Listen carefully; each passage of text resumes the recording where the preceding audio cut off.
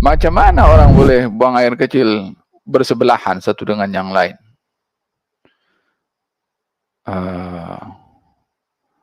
Allahu alam pakai sunnah siapa?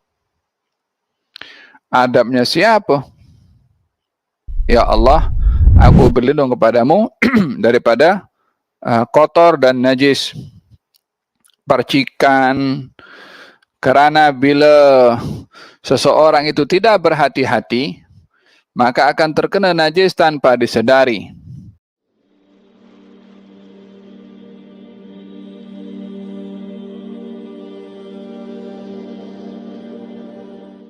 Kita teruskan pembacaan kitab Syama'il dalam kitab Wasail al-Wusul ila Syama'il ar-Rasul sallallahu alaihi wa alihi wasallam ila an qala al-muallif radhiyallahu ta'ala anhu wa kana sallallahu alaihi wa alihi wa sahbihi wasallam idza dakhala al-khala'a qala Allahumma inni a'udzu bika min ar-rijsi an-najis al-khabith al-mukhbith asy-syaithanir rajim.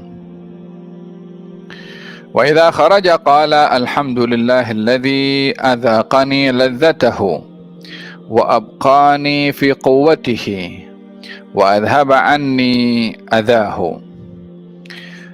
Baginda Rasulullah sallallahu alaihi wa alihi wasallam bila masuk tandas akan berdoa yang maksudnya, ya Allah, aku berlindung kepadamu daripada kotor dan najis, daripada yang jahat dan menimbulkan kejahatan, yaitu syaitan yang direjam. Bila keluar daripada tandas, Nabi akan berdoa yang maksudnya, segala puji bagi Allah yang telah memberikan kepada saya lezatnya dan menyisakan untuk saya kekuatannya dan membersihkan daripada saya gangguannya. Apa maksudnya? Kalimat al-khala atau al-khala itu arti bahasanya tempat yang sunyi. Tempat yang sunyi merujuk kepada tempat di mana seseorang bila ada di tempat itu adalah bersendirian disebabkan oleh kerana tempat itu sunyi. Kalau sunyi, tak ramai. Oleh kerana seseorang itu berada di tandas bersendirian, maka dinamakan tempat qada'il hajah, tempat untuk nak buang hajat, maka dinamakan tempat itu khala, yakni tempat yang tersembunyi. Dinamakan khala ini tempat tersembunyi untuk buang hajat, bermaksud larangan seseorang itu mendedahkan dirinya ketika buang hajat. Dilarang seseorang itu buang air kecil atau buang air besar yang boleh dilihat oleh orang lain. Di sebahagian negara dia macam tempat terbuka. Bahkan di sebahagian tempat-tempat kawasan-kawasan tertentu, dekat mall ke, dekat mana ke, dekat beberapa tempat ke, macam mana orang boleh buang air kecil bersebelahan satu dengan yang lain?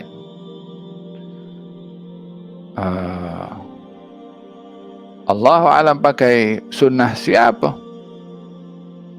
Adabnya siapa? Gal sahabat meriwayatkan katanya baginda Rasulullah sallallahu alaihi wasallam bila bermusafir dan ingin buang hajat menjauh sehingga mata kita tak nampak. Nabi itu bagaimana? Bermakna kalau mata kita tak nampak pergi menjauh, Nabi pergi menjauh, maknanya jauh sangatlah tu. Sebab mata itu boleh nampak jauh. Sampai kita tak nampak, kata sahabat. Dan baginda Rasulullah SAW adalah orang yang sangat pemalu dan tidak mahu terdedah kepada sesiapapun. Faham? Oleh sebab itu al-khala diberi nama khala, yakni tandas. Ini tempat bersendirian, dinamakan tandas disebabkan tujuannya adalah untuk bersendirian, tidak dilihat orang lain. Oleh hadza baginda juga bersabda, iyyakum wat ta'arri, hati-hati kamu daripada sifat bertelanjang. yakni dahulu macam perkara biasa kalau buang air kecil ke dah biasa satu dengan yang lain, bukan satu masalah yang memalukan untuk dilihat oleh orang. Faham tak? Di sebagian tempat mandi pun open, hanya pasang shower itu ada 10 orang masuk. Inna lillahi wa inna ilaihi raji'un. Baginda kalau masuk bilik air akan membaca doa, ya Allah, aku berlindung kepadamu daripada kotor dan najis, percikan, kerana bila seseorang itu tidak berhati-hati maka akan terkena najis tanpa disedari. Oleh sebab itu baginda Rasulullah mengajarkan bila seorang itu buang air kecil, digalakkan untuk mengambil langkah-langkah yang dengan langkah itu dapat memastikan tak ada sisa najis yang akan terkeluar selepas dia istinja. Dalam kitab Bulughul Maram baginda bersabda, barang siapa di antara kamu yang buang air kecil falyastantir thalathan, menggosok sebanyak 3 kali, atau dengan at-tanahnuh,